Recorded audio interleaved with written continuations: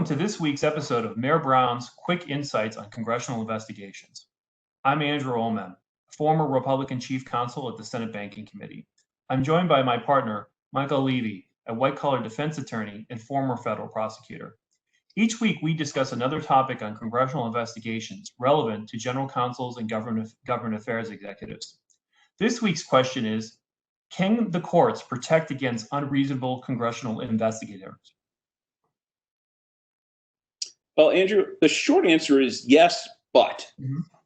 As we discussed last week, the Supreme Court has found that Congress's power to investigate is very broad and encompasses not only inquiries into how current laws are functioning, but also into defects in our, quote, social, economic, or political system for the purpose of enabling the Congress to remedy them. That covers a great deal of ground.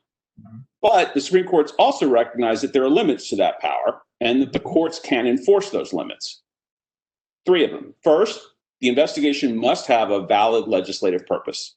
That is, it must be about a subject about which legislation could be had, something that you can legislate about. Second, there's no general authority to expose the private affairs of individuals without justification. Congress is not a law enforcement agency or a judicial body. Investigations cannot be conducted solely to punish those being investigated, to expose simply for the sake of exposure, or for the personal aggrandizement of the investigators. And third, congressional investigations must respect the constitutional rights of those being investigated, including due process in the Fifth Amendment.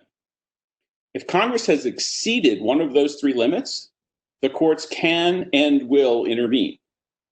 But here's where the but comes in. Setting aside for a moment the Fifth Amendment, which Congress has consistently respected and we've all seen, the first two limits rarely have much force in most modern congressional investigations that are targeted at the private sector.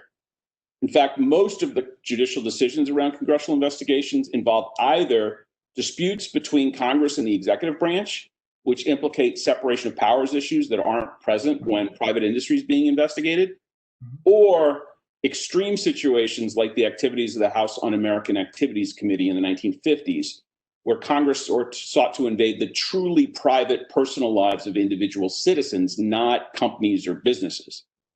A typical modern congressional investigation of private industry is not likely to implicate the separation of powers or expose the private affairs of individuals. And so if challenged, it's likely to fall within the broad scope of Congress's ability to investigate. But there are also some practical considerations to keep in mind. So as we've discussed in earlier episodes, it is dangerous for most companies to incur the wrath of members of Congress. They are capable of inflicting significant pain, both through the power of the media to damage reputations and by pushing for harmful regulatory or legislative action. So the reality is that most disputes are resolved behind the scenes through negotiations, not through the courts. The good news here is that although Congress has broad leeway in conducting investigations, for the most part, companies and individuals who are subjected to congressional investigations are actually the ones who have the information that Congress is seeking to get. And so Congress would have the burden to seek judicial intervention to get that information, not the other way around. So somewhere in between, we have the right to get almost anything we want, and we can say no and force you to jump through lots of hoops in Congress and the courts to try to get it, resides the reasonable outcomes of most discovery and other disputes between Congress and the private sector in congressional investigations. Both sides have the courts if they need them, but both sides typically prefer not to use them if they don't have to. You know, Michael, I think that's exactly right. That balance that you've just presented, in my experience from my time on the Hill, is exactly how it works. I just add an additional point to consider there, which is that most congressional staff want to conduct the investigation and have a hearing to show the results of the investigation. They don't want to be fighting in court and have their investigation sidetracked in needless litigation. So I think you've presented the tension there very well.